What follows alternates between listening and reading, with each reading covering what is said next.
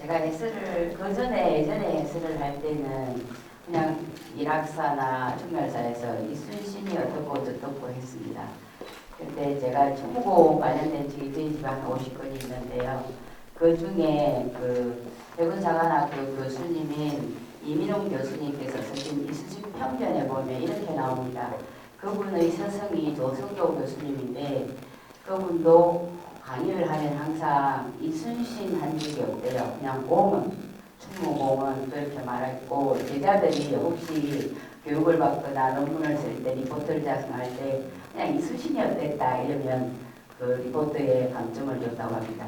그래서 하신 말씀이 이순신 하는 건 우리가 예의가 아니라 이분이 없었다면 우리 조선이 없었을 것이고 지금 우리가 없을지도 모른다. 그래서 항상 충무공, 이순신은 공은 그렇게 말씀하셨다고 하더라고요.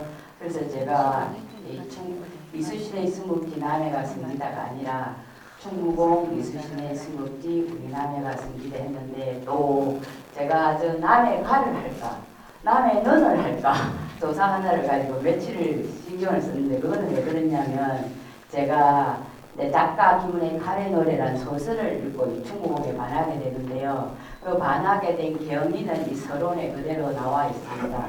그런데 그 작가 김은 소설은 이제 허구지 않습니까? 약간 칼의 노래는 사실에 기초한 허구예요. 그래서 너무 픽션이라고 이렇게 이야기를 하는데 거기에 그분에 반해서 그분을 또 쫓아다녔는데 그분과 강의를 들어가는데 이분이 칼의 노래 처음 시작이 이렇게 됩니다. 빈 섬에 꽃이 피었다 이렇게 이분이 꽃은 피었다를 할까 꽃이 피었다를 할까를 맨날 며칠을 연구를 했대요. 생각을 했는데 꽃은 하면 꽃은 나무는 뭐 이렇게 약간의 연결선상의 의미를 가지지 않습니까? 그런데 전쟁이 났는데 빈 섬에 꽃들은 뭘 알겠습니까? 그냥 아무것도 모르고 자연스레 꽃이 피었다? 아 이게 맞다 이거. 너는 꽃은 뭔가 꽃지를 꽃 이자를 두고 맨날 며칠을 고민해서 썼다 하는데 그 강의를 들어서 제가 그 꽃집을 가지고 왜 맨날 며칠 생각했을 제가 이걸 쓰면서 남해는 할까 가 할까 이러다가 남해는 하면 여수는 통영은 그리고 거제는 목포는 해서 거기가 남해 유적지가 있으니까 유일하게 남해 가 우리 가를 써야 되겠다. 그래야 오직 우리 남해가 성북지다 이걸 말할 수 있겠구나 해서 제가 남해 능과 가를 굉장히 며칠을 고생해서 논문을 썼습니다. 제가 만난 경위는 서론에 쉽게 수필처럼 써져 있으니까 만나보시면 될 것 같고요. 왜 성지라고 했느냐? 우리가 있지 않습니까? 제가 충무공 공부를 해보니까 석가모니는 부처님은 푸시 나가라에서 돌아가셨어요. 열반에 되셨고요. 예수님은 골고다를 안되게서 순교하셨고요. 공자님은 곡부에서 돌아가셨어요. 그런데 그곳은 성지순례를 가요. 우리가. 거기 가면 향나무가 있고 꽃이 있고 있잖아요. 향을 바치고 그래요. 근데 우리 남해 이순신 승국공원은 그 정도는 아닌 것 같아요. 그러면 이순신에 관한 내가 뭘 해야 될까? 살아생전에 이분의 그 속속들이를 다 말씀드려서 성지를 만들어야 되잖아요. 왜? 그분들은 살아생전에 제자들에게 삶에 대한 이정포 사상을 이야기했는데 그 제자들이 다 기록을 했거든요. 불경, 성경, 논어 이게 다 그 제자들이 기록했습니다. 살아생기 전에 제자들을 다니고 다니면서 이렇게 이야기를 했더니 그 제자들이 기록을 한 거예요. 그게 우리의 이 지금까지 2500년 이어지면서 우리에게 그 뒷잡이가 되는데 충무공은 그 전쟁 중에도 모든 걸 기록하셨어요. 기록하시고 편지를 쓰고 시를 쓰고 하셨거든요. 그럼 어찌 보면 이분은 살아생전에 살신성이 나셨잖아요. 그죠? 백성과 나라를 위해서. 근데 부처님은 혹시 불교 믿으신 분이 일을 지켜할지 모르지만 자연사 하셨고 물론 예수님은 살신성을 하셨지만 목량이로 자연사 하셨거든요.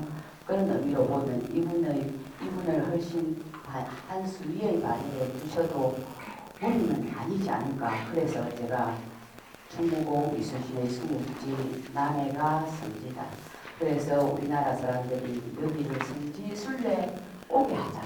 세계 사람들이 이곳에 성지순례 오게 하자. 이런 의미로 이 주제를 제가 가지고 왔습니다. 지금 인기는 만났고 경외감을 갖게 되었고 그래서 남긴다. 이제 서로는 그렇게 했고요. 본론은 제가 이제 해군사관학교 윤용준이라는 교수님이 있는데 그분이 쓴 이순신 성리의 리더십에 이렇게 나옵니다. 이분은 능력이 뛰어나고 병법이 뛰어난 유능한 리더가 아니라 이분은 제자나 주위 사람들과 부하나 주위 사람들과 부모 형제나 자식에게 인격으로 감화시킨 사람이다. 그래서 이 사람은 위대한 리더다 이렇게 이야기하면서 이분이 위대한 리더의 그 근거가 무엇인가 이분이 말씀하시기에 9단계를 들었어요. 처음에 이거는 지식, 모든 지식, 군인으로서 지식이 갖춰져 있었다. 그리고 이 사람은 만난 사람들과 주위 사람들에게 신의를 지켰다. 그리고 이분은 용기가 있었다. 사랑이 넘쳤다. 예. 부모나 백성이나 심지어 적의 것까지 사랑이 넘쳤다. 그리고 죽음도 무서워하지 않는 용기가 있었다. 그리고 잘못한 데는 과감하게 벌을 주고 잘한 곳에는 상을 주는 위엄이 있었다. 그리고 이분은 창의적이었다. 로봇을 만들었다. 조총도 만들었다. 그리고 이 사람은 이분은 옳고 옳은 일에는 목숨도 아끼지 않고 정의로웠다. 그리고 이분은 싸움을 하면 이기고 나라를 지키기 위해서 온 정성을 다 바쳤다. 그리고 이분에게는 역사의식이 있었다. 외구가 철수하는 상황에도 그들을 쫓아가서 싸운 이유는 그들이 삼국시대 때 우리에게 국물을 받았고 그리고 우리가 많은 은인의 나라임에도 불구하고 우리를 괴롭혔으니까 너희들을 살려서 주지 않겠다. 만약에 살려서 보냈을 경우 이들이 또 재정비하고 올라올 경우를 생각해서 죽였다. 이는 역사식을 말거든. 이 9단계로 그 정의를 해놨더라고요. 그 이원균 교수님이. 제가 거기에 맞다. 소주제는 제가 달았습니다. 사서상경. 이분을 공부하면 21세 이전에 사서 500을 읽었다 하거든요. 논어, 명자, 중용, 대학, 시경, 서경, 역경, 천초얘기, 사서 500을 읽었다면 저는 클 때 여고 다닐 때부터 논어를 처음 만났거든요. 평생에 거의 논어를 읽었어요. 논어만 읽으면 올바른 인간이 될 것 같았어요. 그런데 제가 늦게 방송통신대학을 가서 논문을 쓰는데 도덕경을 읽었거든요. 도덕경을 읽는데 또 반했어요. 그래서 지금까지도 도덕경을 예찬하는데 이분은 사서오경을 읽었는데 오죽하겠습니까? 이미 지식에서는 뭐 말할 필요가 없겠죠. 그리고 손자병법. 그 전쟁을 하는 동안에 했던 모든 행위를 보면 손자병법에 나오는 말씀을 하셨어요. 그리고 오자병법. 오자라는 우리가 오자가 어디 나라 사람이냐면 춘추전국시 때 위나라 사람이거든요. 이 사람이 이제 노나라에서 픽업을 해요. 이 사람이 뛰어난 장수니까. 그런데 이 노나라가 제 나라를 치러 가려고 해. 그런데 노나라의 오자가 위나라의 오자가 아내가 제 나라 사람이었어요.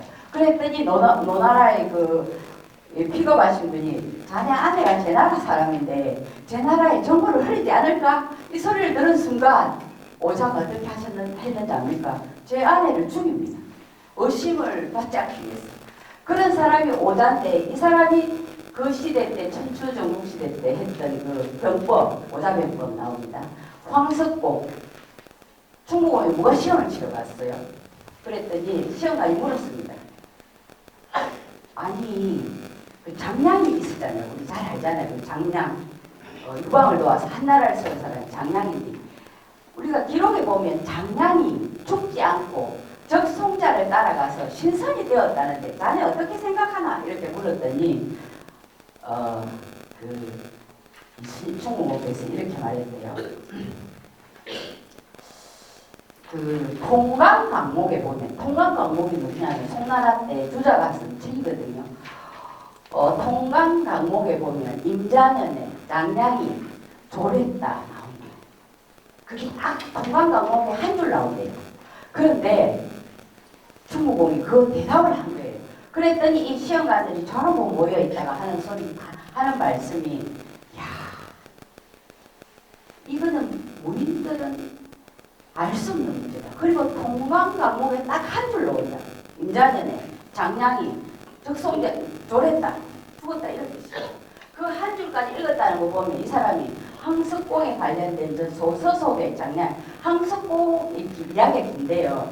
시간상 이제 이거는 책에 나중에 한번 찾아보십시오. 이제 장량이 어느 날 그 이교라는 다리를 걷는데 황석공 어떤 노인이 이제 신발을 던지면서 좀 주스다 달라고 그러거든요. 이 주스다 줘요, 장량. 그런데 이 노인이 보기에 야, 이 사람을 내 사람 안 받겠죠. 그리고 또 신발을 던집니다. 또 주스다 줘요. 그래서 장량이 있지 않습니까? 그 노인이 장량의 사람됨을 보고 병법을 씁니다. 거기에 다 복합적으로 연결되어 있는 게 황석공의 소수예요. 저 석공이라는 것은 붉은 돌이라는 뜻이거든요. 내가 아무튼 거기에 연관된 이야기가 전부 다 그 장량에 연관된 거예요. 그래서 이 충무공은 황석공의 소설까지 읽었다. 황석공의 소설 1장에 이렇게 나와요. 예가 찬 사람만이 신의가 있고 신의가 있는 사람만이 인해지고 어지러지고 어진 사람만이 덕이 있어지고 덕이 있는 사람만이 도원의 길에 이를 수 있다. 이게 황석공의 소설 1장에 나옵니다. 그런데 이 5개는 따로 움직이지 않는다.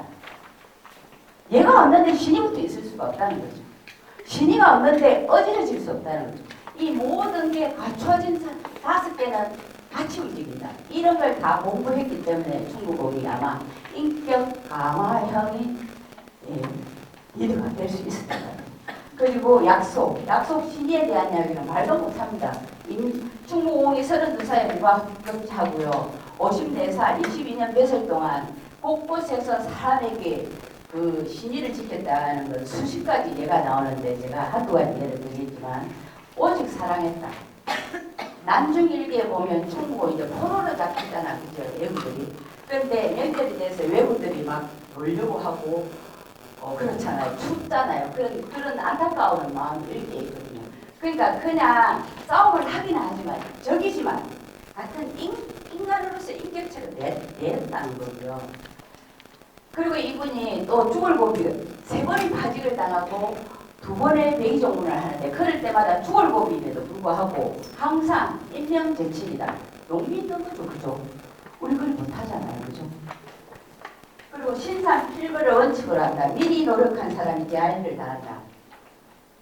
이건 아마 그 지식 그리고 거북선 만든 이런 예라고 할 수 있는데 사실은 미리 노력한 사람만이 제한을 다한다. 이 말은 부처님 말씀이 부처님의 말씀에 나옵니다. 제가 충무공 공부하다 보니까 그런 데까지도 찾아 들어가 봤는데 항상 정의를 표현합니다. 아무리 내게 이익이 오더라도 오른쪽으로 표현합니다. 우리는 그렇지 않잖아요, 그죠? 약간 그런 사람이라도 내게 이익이 오면 그쪽 편에 너는 수가 있지 않습니까, 그죠? 우리 다 그렇지 않나요? 저도 그렇고. 그리고 하늘이 이분의 일기를 보면 항상 하늘이 도왔다 이렇게 하거든요.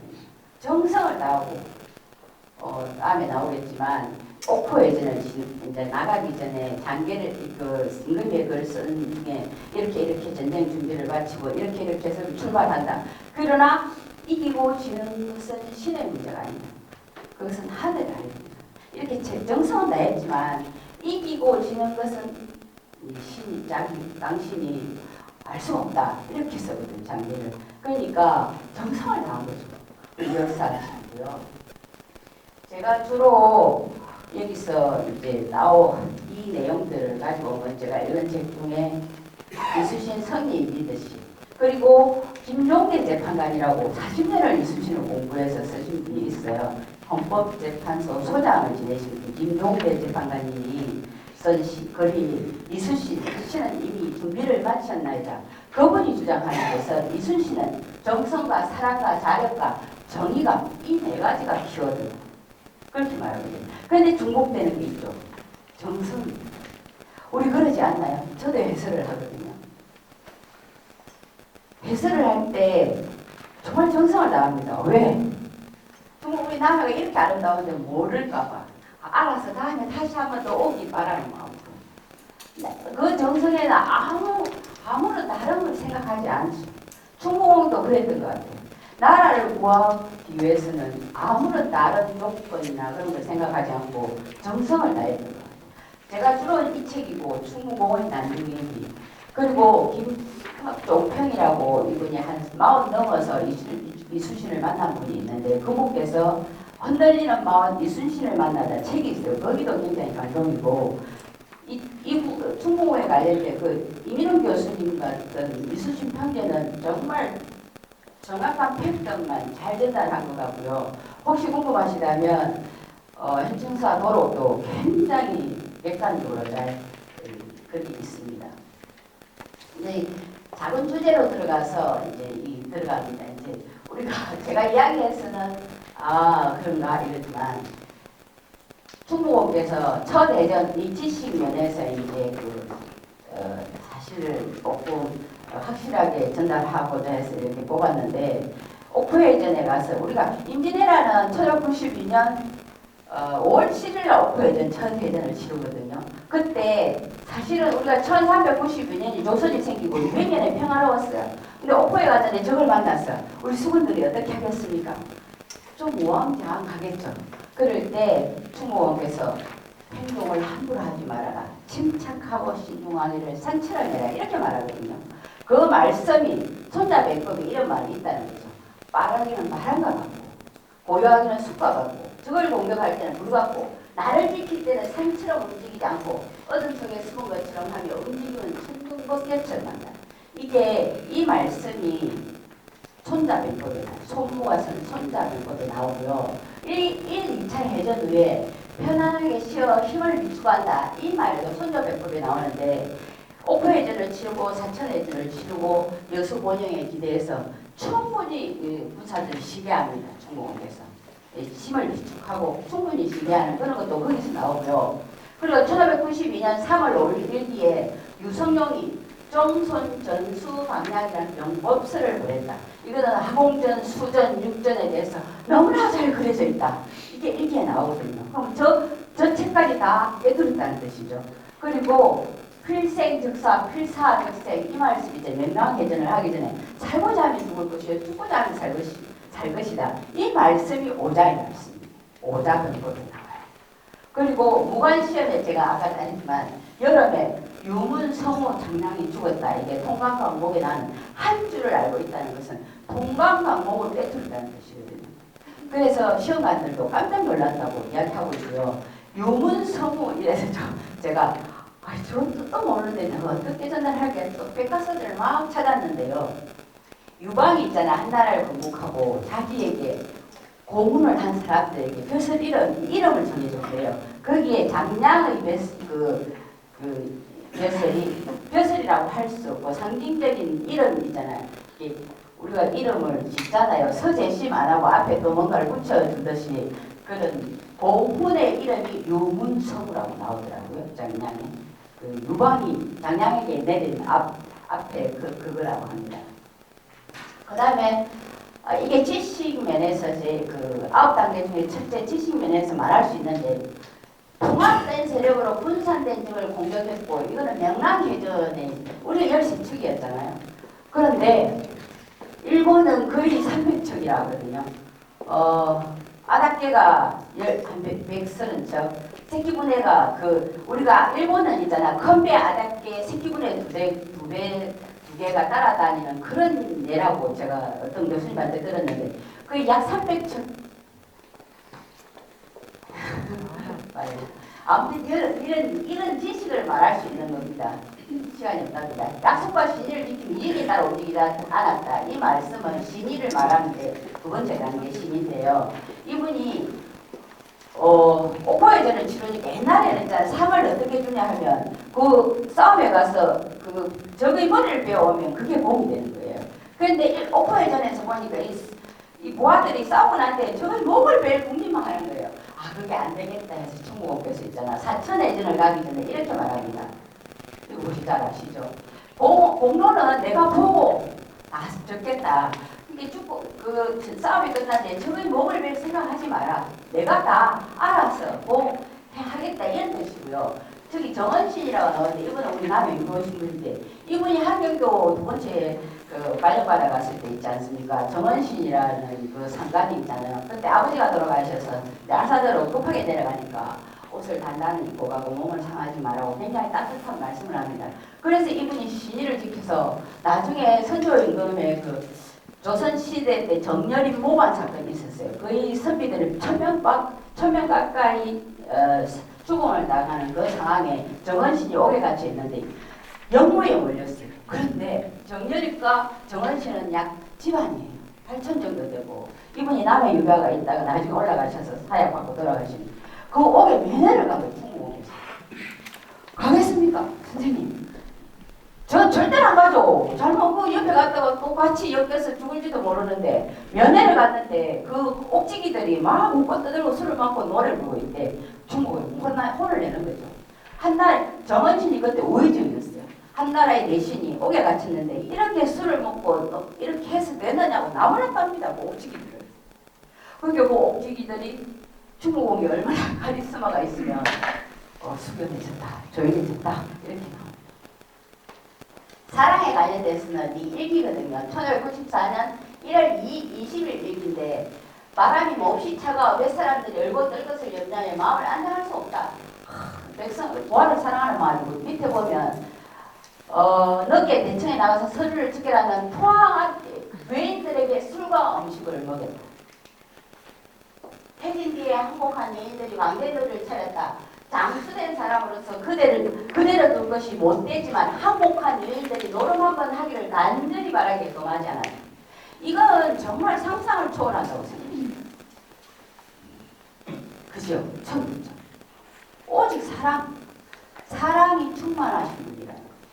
그리고 여기 보면 92년, 93년에 우리 수군들이 죽어서 많이 전사를 하는데 충무공이 94년에 쌀을 내리고 이런 시를 써주면서 죽은 부하들을 위사람을 따르고 상관을 섬기며 그대들은 맡은 직책을 다하였구만 보아를 위로하고 사랑함에도 나는 그런 덕이 부족했느라 그대들 들을 한자리에 부르노니 여기에 죄를 담은 예물을 받으시오.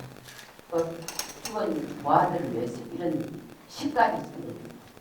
그리고 용기에 보면 아까 말씀드렸던 정원신의 그 옥에 면회가는 거 그리고 높은 돈 dun정할 때 이제 상간에 미움을 받아서 아무튼 일사천리로 하겠습니다.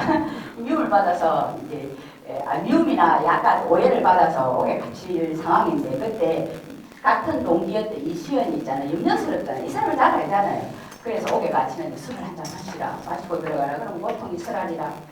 술이 아니 사랑이 흑고사는 한해 달렸다. 이렇게 하면 술 안 마시거든요. 그럼 물이라도 마시라. 이렇게 목도 안 말랐는데 왜 물을 먹느냐. 이렇게 하면서 들어가게 되는데 이때 백의종군을 하게 됩니다. 중국공께서 가직당하고 제1차 백의종군이 높은 돈 dun정하라 했다 하셨고요. 정유는 1597년 부산포로 가서 싸우라고 했을 때 그때도 충무공 안 가죠. 임금명령을 안 들으면 어디 될까요? 죽을 수도 있어. 그런데도 안 갑니다.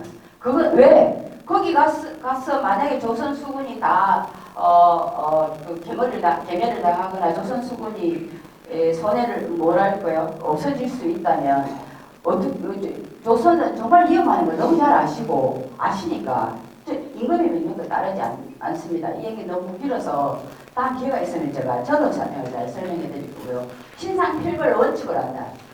처음에 1592년 3월 3일 일기에 보면 이제 옥포로 이제 처음 이제 전투를 1차 예전 가기 전에 있잖아. 항옥천이라는 이게 부하가 탈영을 합니다. 근데 중국이 어떻게 했는지 아십니까? 잡아와서 바로 목을 쳐서 표시합니다. 이분이 사람의 생명을 경시해서 그랬을까요? 만약에 그렇게 하지 않았을 경우 나중에 혹시 부하들이 어려우면 탈영해버리면 어떡합니까? 누수가 생겨야 이게 병력에. 그래서 신상필벌을 잘못하면 목을 쳐버리고 이 장계를 올리는데 이 부하들의 이 공을 일단 이렇게 디테일하게 적어서 올립니다. 신상, 필벌 반드시 잘하면 상을 드립니다. 그러니까 우리가 어떻습니까? 어릴 때 엄마가 잘했다고 자꾸 칭찬하면 더 잘하고 싶잖아요. 그죠? 물을 한 동이 이다 놨는데 엄마가 그러면 학교 갔다 와서 제가 10동짜리 물을 이다가 놓고 그렇게 했는데 아무튼 칭찬하면 우리가 잘하지 않습니까? 그걸 이렇게 데일하게 생각해보세요. 오코일리는 치르고 나는데 올린 장계가 어마어마했답니다. 맞아요. 뭐 작게 돌격선 뭐이 누구 자부장 나가 무슨 신호 왜 대선 한척 당파 왜 좀 일급 참수 뭐 저는 그리 안 할 것 같아요. 제가 장수면 이겼다 우리 열심히 했다 뭐 장계 쓸 수 있는 경상우수사 원규는 그렇게 썼답니다. 이겼다 뭐 크게 이겼다 뭐 이런 식으로 올렸다고 하더라고요. 미리 노력하는 아이 알기를 나온다. 이제 창의성에 들어가면 이 충무공께서 그 거북선 만든 그 당시에 그쓴 장계입니다. 장계라고 이거 제가 어디서 가는지 갑자기 생각이 안 나는데 신일찍이 외적들이 신이 있을 것을 염려하여 특별히 거북선을 만들었습니다. 거북선은 이 거북선을 만든 이야기를 한 거죠. 근데 전라자수의 임진왜란 일어나기 전에 전라자수사로 오신 게 1년 6개월 전이거든요. 근데 그 당시 시대가 우리도 약간 지금은 시대를 읽을 수 있잖아요. 그죠? 뭔가가 지소피아도 파기된다고 뭐 이렇게 하듯이 그 당시도 외부가 조짐이 이상하다. 들어올 것 같다. 막 그런 얘기가 있었어요. 그래서 선조임금이 불차, 타경 아무 조건 없이 그냥 능력 있는 자를 청구해라 했더니 유성룡이 충무공 이순신을 청구하거든요. 그런데 그때 오셔서 거북선을 만들었습니다. 세척, 선소, 그 다음에 방답, 순천 이곳에서 세 개가 나왔다고 하고요. 사천해전에 처음 투입되는데 그때 그 당시 놀격장에 한 3-4명 나오는 거 보면 거북선이 한 3척이지 않았나 그렇게 짐작하는데 그건 정확하지는 않습니다. 여기저기 책을 읽어보면 다 다르고 정확한 척수는 나오지 않았는데 그냥 그때 선소 요새 가면 선소 있잖아요. 거기서 방답에서 그리고 순천에서 했다 이런 정도는 했고요. 임진왜란 일어난 게 외부들이 총을 만들지 않습니까? 총을 가지고 왔잖아요. 그래서 충무공이 정철이라는 사람을 불러서 그걸 보고 만들려고 하면 진짜 똑같이 만들었습니다. 정의감에 대해서는 엄청 많은 얘기가 있어요. 22년 동안. 그런데 그 중에 처음 이분이 있잖아요. 1532살 2월에 무과국제를 합니다. 그런데 거의 10월까지 발령이 안 났어요. 그때 주위 사람들이 이렇게 말합니다. 그렇게 가만히 있다가 언제 발령받을래? 어디 아는 사람이 있으면 밑줄에 줄을 대어서 빨리 보직을 받아야 되지 않겠냐고 했더니 충무공에서 권세 있는 그때는 이건 아니고요. 사나이 대장으로 태어나서 나라에 쓰임이 있으면 목숨을 바쳐 충성하면 될 것이고 그렇지 않으면 막가리하고 살아도 만족하 그렇게 말하고요. 또 있잖아요. 이분이 워낙 괜찮으니까 우리가 사람이 괜찮으면 알아보는 사람 있죠. 근데 알아보지 못한 사람이 있습니다. 끝까지 공부하는 사람도 있어요. 근데 충무공을 알아보는 사람이 있어요. 그 당시 명족판서, 지금의 국방부 장관입니다. 김기영이 있잖아요. 옛날에는 사대부들은 아내를 한 6명 둬도 크게 허물이 안 됐어요. 아내 6명 이상 좋겠죠. 그런데 이 김기영이라는 명족판서가 여러 가지 경로로 보니까 이 충무공 괜찮은 거예요. 종팔품이지만 아주 미간 빨치지만 인간으로서 괜찮게 느꼈던 것 같아요. 그래서 자기 선녀를 주겠다고. 예전에는 정실 부인에서 난 자식은 대우를 받지만 첩에서 나면 대우를 잘 못 받지 않습니까? 그런데 유매쟁이를 넣습니다. 선녀가 있는데 자네 첩으로 주고 싶다. 충무공은 이미 22살에 결혼해서 아내가 있습니다. 그런데 충무공이 대답이 이랬습니다. 권세 있는 가문에 드나들어서 덩그런 같은 영화를 훔치는 것은 나의 수치가 되더라고요. 34살쯤에 하신 말씀 같아요. 선생님 어떻게 하시겠습니까? 앞에 저는 남자면 좋다고 할 거예요. 국방부 장관이야. 지금 종팔품이야. 그럼 지금을 치면 국방부 장관이야. 아마 소위 대인화 되겠죠. 그거 따로 주겠다는데 이게 웬 행운인가 이렇게 하지 않겠습니까? 그런데 충무공은 사양했습니다. 그 밑에 여기 보면 서익, 김기영, 성박, 유전, 양종인, 진린, 손식, 조건, 이우백 이 의미가 다 이 충무공과 관련돼서 주고받는 대화의 말 중에 충무공이 늘 얼마나 지혜롭고 훌륭하고 너도 공자 말씀 못지않은 말씀을 했는가가 있습니다. 근데 다 지날 수는 없고 10분까지는 하겠습니다. 그리고 명랑해전을 할 때 있지 않습니까? 신에게 전선이 아직 12척이 있습니다. 죽을 힘에 막아 싸움도 오래 해낼 수 있습니다. 비록 적선은 적지만 전선은 적지만 신이 죽지 않은 한 저기 감히 우리를 무시하지는 못한다. 이 말씀은 있잖아요. 정말 자존감이 자신감이 최고입니다. 그 당시 설명이 너무 길지만 그 원근 경상 우수사가 제2대 상도수군 동대사가 돼가지고 조정에서 부산프로 가서 싸우라 하니까 부산프로가 싸우다가 그 제도와 칠천도 사이에 그 좁은 물목에서 완전 개멸을 당한 칠천도 회전 칠천량 거기서 개멸을 당하거든요. 제가 거기도 가봤어요. 그런데 그때 배설이란 경상 우수사가 12척까지 도망칩니다. 그리고 와서 장흥에 있다가 충무공이 다시 제3대 상도 수군 동대사가 되니까 거기서 인수인계 받아갖고 이제 서해안으로 이렇게 가다가 명나 해남과 진도 사이 좁은 물목에서 이제 선조 임금께서 교지를 내리죠. 그냥 이제 수군은 그래갖고 별 쓸모 힘이 없을 것 같다. 권율기하 육군 권율 후에 휘하에 가서 싸우라 했더니 충무공이 이렇게 작전을 쓰죠. 그리고 명랑해전에서 이겼어요. 적은 약 300척이라기도 하고 130척이라기도 하는데 거기 13척 그 이후에 나중에 하여간 이야기가 있습니다만 13척을 일자지를 쫙 쳐서 이깁니다. 그러면서 이기고 난 그날 저녁 1597년 9월 17일 저녁 그 9월 16일 싸우거든요. 그 저녁에서 일기에 천행이다. 천행이다. 내가 잘했다고 안 합니다. 하늘이도 두 번. 그거는 이제 우리가 뭔가를 간절히 원할 때 내 힘으로 뭔가 안 될 것 같을 때는 기도하잖아요. 그죠? 머리 한번 기도합니다. 저 기도했어요. 우리 아들 낳을 때. 그거는 정성이 하늘이라서 하늘이 감동해서 들어준다 그러지 않습니까? 역사시 이건 이제 우리 노래하는 중입니다. 사실은 도예토비가 죽어요. 조선의 나라에 외우들 전부 우리 철수하자 이렇게 약속합니다. 그런데 다 그냥 가지고 가잖아요. 근데 이 충무공에서 안 보냅니다. 그런데 명나라 장수 진린이 보내자 이제 철수하는 상황인데 거기서 내물도 약간 받고 하는데 충무공이 말했어요. 철저히 원수다. 삼국시대부터 우리가 문물을 보내주고 천자문도 보내주고 뭐를 많이 보내줬는데 그들이 감히 우리에게 전쟁을 걸어서 7년을 우리를 괴롭혔는데 살려서 못 보내겠다. 그건 역사시기로 보고요. 또 하나는 제가 생각할 때는 아마 나라를 사랑하고 걱정스러우니 이들이 돌아가서 또 재정비해서 또 다시 대침할까봐 아마 한 놈도 살려보내지 않겠다 각오를 하고 싸운 것 같아요. 그런데 여기서도 정성이 들어가죠. 이 단종인 이야기는 있잖아요. 예전에 임진왜란 그 중간에 있잖아요. 명나라가 우리가 연합작전을 하잖아요. 당종이라는 사람이 이게 강화협정을 하면서 이순신에게 외부에 가까이 가 싸우지 마라 하거든요. 그럴 때 명나라 장수에 있는 당종인에게 충고의 답한 그림입니다. 외인들이 그제 웅천 김해 동네 등지에 진을 치고 있는데 거기가 모두 우리 땅인데 우리들을 예문 진영 가까이 가지 말라 하면 무슨 말씀이며 우리들은 어서 제 고향으로 돌아가라 하니 제 고장이란 어디 있는 것이 알 수 없습니다. 또한 터집을 일으킨 자는 우리가 아니고 예군들이며 또 외적들이며 또 이 외인들이란 간사하고 반복을 잘해 예로부터 신의를 지켰단 말을 들어본 적이 없다.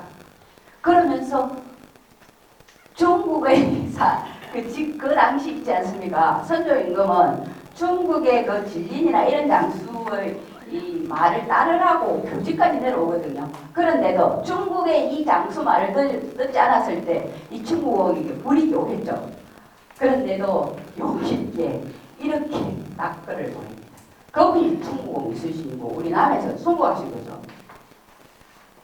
제가 아까 서론에 말씀드렸는데 가정을 지켰어요. 공자님은 사실은 부처님은 깨닫기 위해서 가정을 버리고 나가지 않습니까? 그리고 예수님은 어떻습니까? 제가 가정이 일단 술을 못 들었던 거고 공자님도 마찬가지예요. 아내가 있었지만 뭐 이혼했다는 말도 있는데 그러나 애시들이라 모르지만 아무튼 줄 열고 하시면서 제자들과 다니셨어요. 그런데 이분은 가정을 지켰고 성실하게 기록하셨고 그리고 죽음에도 투연했고 하늘도 감동한 정성을 냅니다. 그런 분이 우리 남에서 수국했다. 그런데 어떻게 수국공원이 성지가 아니냐. 왜 이걸 우리가 빨리 부각을 못 시키느냐. 저는 그것이 안타깝다는 거예요. 그리고 이분이 어느 가을날 제가 해설이 끝나면 꼭 충렬사나 이락서에서 잘 들려주는 시인데요. 이거는 마지막에 하고 이 보면 이런 분들이 글에 거의 있는 걸 제가 인용을 했습니다. 누구 남았습니다. 이분 동안 제가 이런 포럼과는 좀 거리가 멀지만 이분이 쓴 시를 한번 읊어드리고 끝을 내겠습니다. 남녘바다 가을바람 서늘한 이밤 하염없이 홀로 앉아 위급한 나라를 생각하느니 언제나 태평한 세월이 다시 오려나. 거 난리 겪고 있는 이때에 업적은 사람마다 낮추어 보려만 명예는 오히려 세상에 알리고 변방의 근심을 평정하고 나는 또 연명의 기벌에 설프며 무척 살다.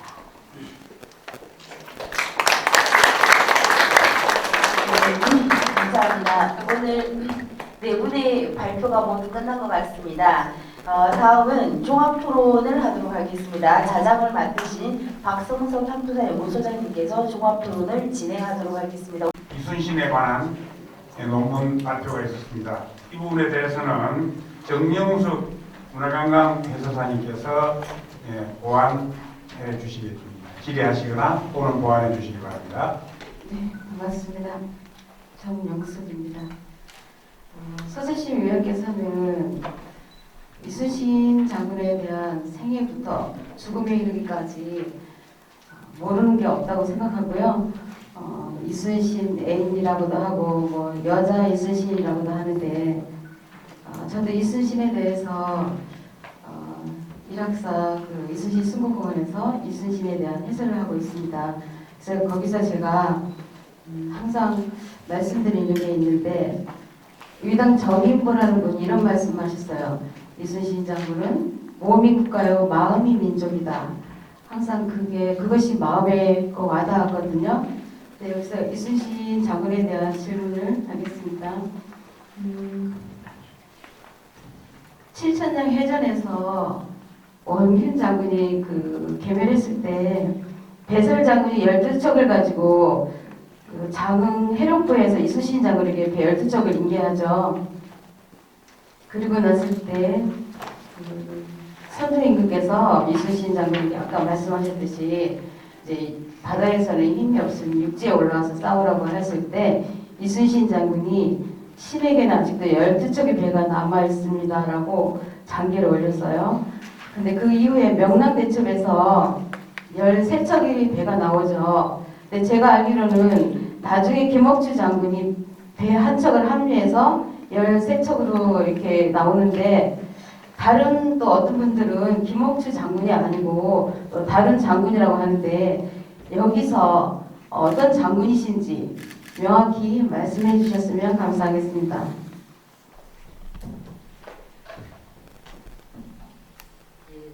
이 문제는 저도 명확하지는 않는데요. 이제 충무공의 인내란 7천년 예전에서 이제 조선수국이 개멸을 당하고 이제 배설이 12척을 갖고 장흥에서 일찍게 하고 이제 장계처럼 12척인데 사실은 현장 명랑해전 할 때는 장계를 올릴 때까지만 해도 12척이었거든요. 근데 실전에 싸울 때는 13척이라고 나오거든요.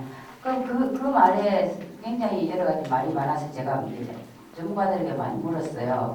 그런데 이제 추측하기를 그때 7천년 예전에서 전라 오수사였던 이역기가 전사하거든요. 그래서 새로 발령받아 온 사람이 전라 오수사가 김업추거든요. 그분이 오시면서 한 척 아마 타고 왔을 거다. 그래서 아마 13척이었을 거다. 그렇게 말했습니다. 근데 제가 또 서울에 예전에 삼성경제연구소에서 박종평이라는 분이 있잖아요.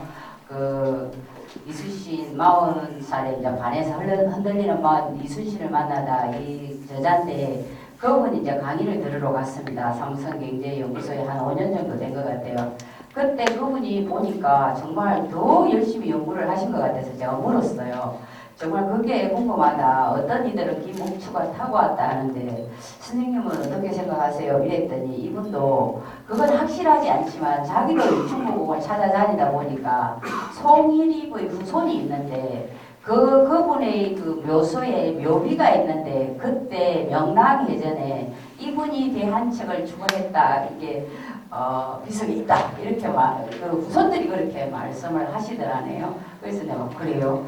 그럼 앞으로 제가 해설을 하면 질문을 받으면 어떻게 답을 해야 될까요? 이랬더니 그분 말씀이 저도 명확하게 결론은 못 내리겠지만 대부분 학자들은 김옥추가 타고왔다 하고 저는 송일이의 후손에게 들었다 그렇게 말씀하시더라고요. 그래서 저도 늘 질문을 받습니다. 해설을 하다 보면 그래서 그렇게 답을 합니다. 이렇게 네. 답을 합니다. 감사합니다.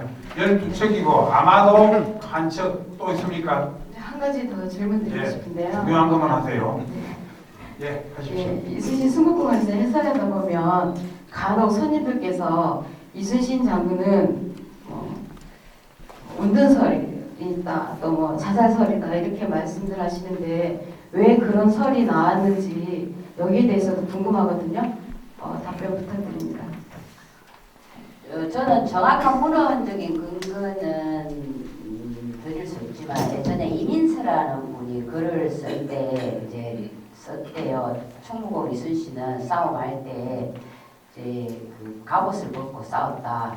그런 문구가 있어서 그 자살설이 나왔다고 하는데 저는 그걸 안 믿어요. 왜냐하면 충무공 이순신이 노풍도 투정관 백인조문 할 때도 그 시연이라는 동기가 이제 고문을 받으면 아플 테니 술을 한 잔 먹으면 고통이 설하리라 했더니 죽고 사는 건 하늘에 달렸다. 사람 손에 달린 게 아니다. 이렇게 말했고요.